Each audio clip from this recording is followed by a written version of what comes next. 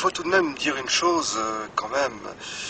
Vous, Oscar Freisinger, bon, il semble que vous puissiez parler très librement dans votre pays au sujet de cette votation, que vous ayez pu l'amener aussi librement au point qu'il y ait un suffrage finalement, parce que, hormis le système démocratique de la Suisse, qui, à mon avis, devrait être un exemple à suivre dans le monde, la Suisse, vous me direz si je me trompe, ne compte seulement sur son sol que 400 000 à peu près résidents musulmans, peut-être 5% de la population, tandis qu'en France, notamment, leur nombre avoisine au bas mot les 10 millions, soit un habitant sur 6.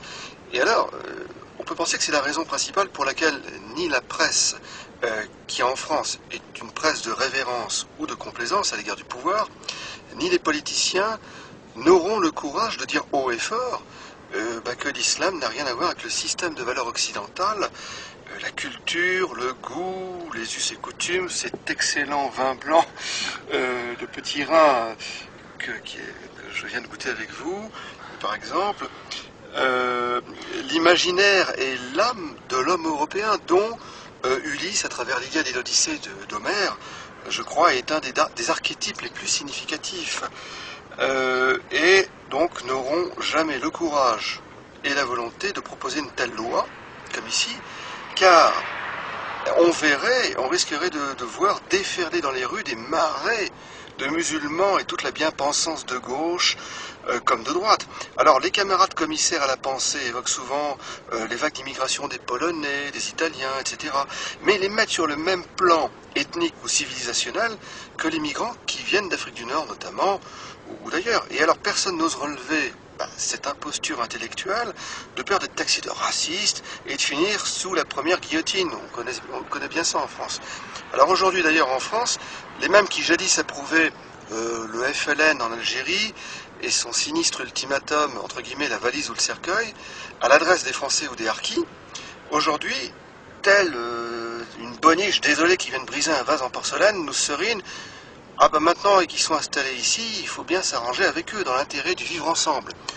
Alors, quand on voit quand même les émeutes qui a eu lieu dans les banlieues, l'islamisation galopante des villes, comme Roubaix par exemple, les agressions contre les Blancs et la haine des Blancs par exemple, alors il a plutôt grise mine leur vivre ensemble.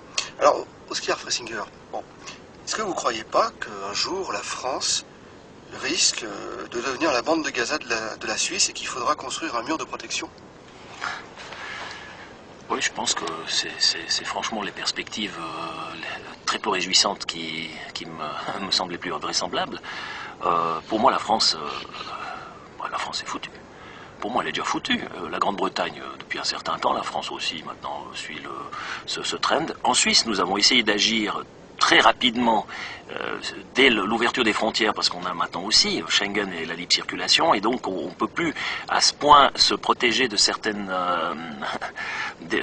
développements qui ont quand même détruit la situation sociale dans les pays avoisinants.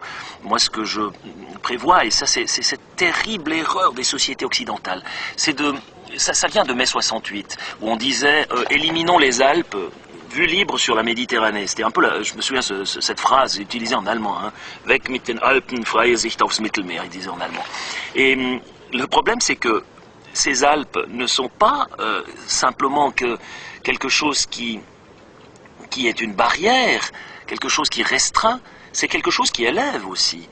Sur la difficulté, j'arrive à grandir, à m'élever, je dois vaincre mes faiblesses, je dois aller au-delà de moi-même, au-delà des conventions, des sentiers battus.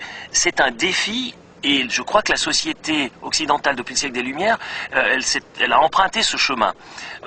Nous avons connu nous aussi le règne d'un dogme unique et écrasant durant pas mal de siècles, hein, et nous avons mis beaucoup de temps pour nous en libérer et pour arriver à individualiser la pratique religieuse, pour arriver à pratiquer la démocratie, la liberté d'expression, etc.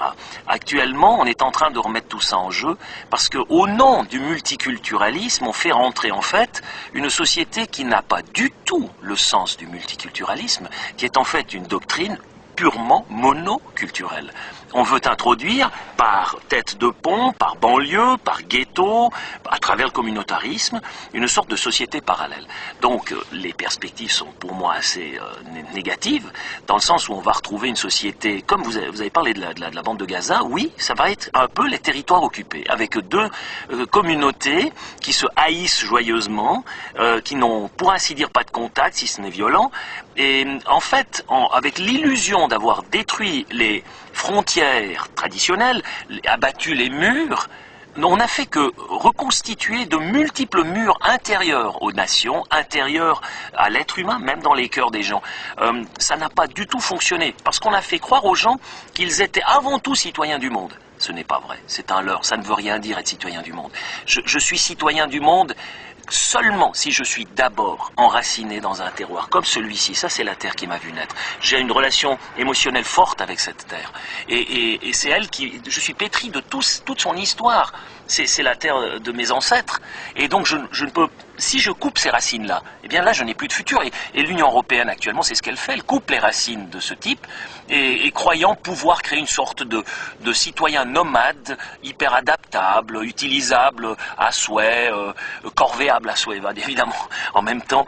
Et donc, plus on coupe la racine des gens, plus on croit le libérer. Mais en fait, on ne crée pas un homme libéré, on crée un homme prisonnier du vide. C'est la plus grande des prisons, c'est terrifiant, parce que vous voulez faire quoi dans le vide? Vous êtes infiniment perdu dans le paysage.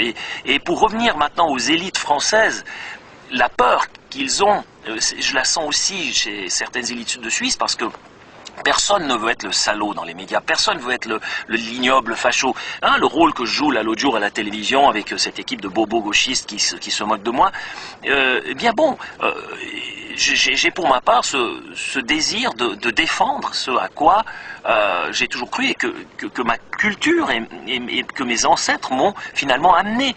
Sans me fermer à l'autre, l'altérité est une richesse. Et elle est une richesse si l'autre respecte mes racines autant que moi je respecte les siennes. Si chacun finalement a ce fondement et ce fondement est la solidité, la confiance en soi qui me permet de m'ouvrir à l'autre, c'est bien. Dès le moment où l'ouverture vers l'autre n'est qu'une fuite devant moi-même, une fuite devant les responsabilités que j'ose pas prendre ou devant les racines de ma propre existence que je renie, ça ne peut que se terminer dans l'abandon de soi et finalement dans l'éradication de la culture que je prétends défendre.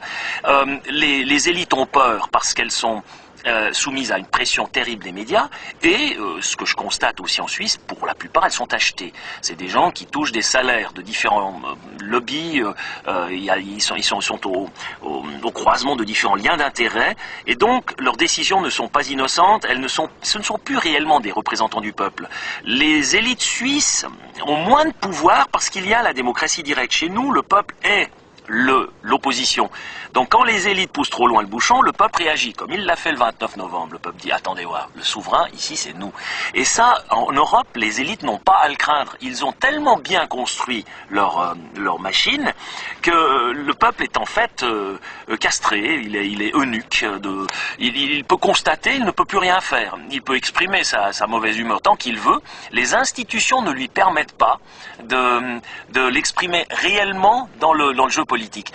Oui, alors tous les 4 ans, on va voter pour tel ou tel, mais finalement, le plan de société se ressemble terriblement et on évitera toujours que quelqu'un représentant un autre plan de société, une autre vision de la culture, puisse arriver au pouvoir. Parce que les intérêts financiers et politiques sont à tel point mêlés les uns aux autres que toute la liberté d'action est perdue. Et alors on les paye royalement, ces élites, on leur paye ils ont des secrétariats, ils ont une rente à vie, etc. Ce que nous n'avons pas, nous sommes des miliciens, moi j'enseigne encore à 65%. Je dois donc constamment rendre compte au peuple qui est mon souverain.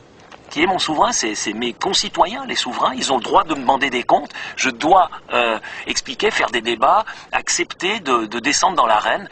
Je ne suis pas quelque part sur orbite, bien au-dessus de la tête des gens, sans me soucier de leur quotidien. C'est ça la différence fondamentale et c'est pour cette raison que je défends ce système de la démocratie directe avec autant de vigueur.